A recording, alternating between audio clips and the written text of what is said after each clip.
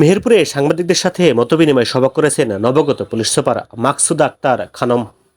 আজ বৃহস্পতিবার ৩ অক্টোবর দুপুর ১২টার দিকে পুলিশ সুপার কার্যালয়ের সম্মেলন কক্ষে মতবিনিময় সভার আয়োজন করেন নবাগত পুলিশ সুপার। মতবিনিময় সভায় মেহেরপুরে সমসাময়িক আইন শৃঙ্খলার বিষয়ে আলোচনা করেন জেলায় কর্মরত প্রিন্ট ও ইলেকট্রনিক্স মিডিয়ার সাংবাদিকবৃন্দ।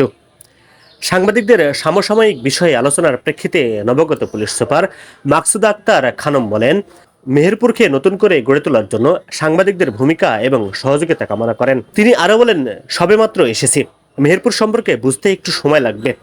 তার পাশাপাশি সাংবাদিকদের উদ্দেশ্যে বলেন, কোনো তথ্য থাকলে তা জানিয়ে সহযোগিতা করার জন্য আহ্বান জানান তিনি। এ সময় অতিরিক্ত police super Kamrul Hasan, Abdul Karim, traffic inspector Ismail Hossain সহ পুলিশের অন্যান্য কর্মকর্তাগণ উপস্থিত ছিলেন।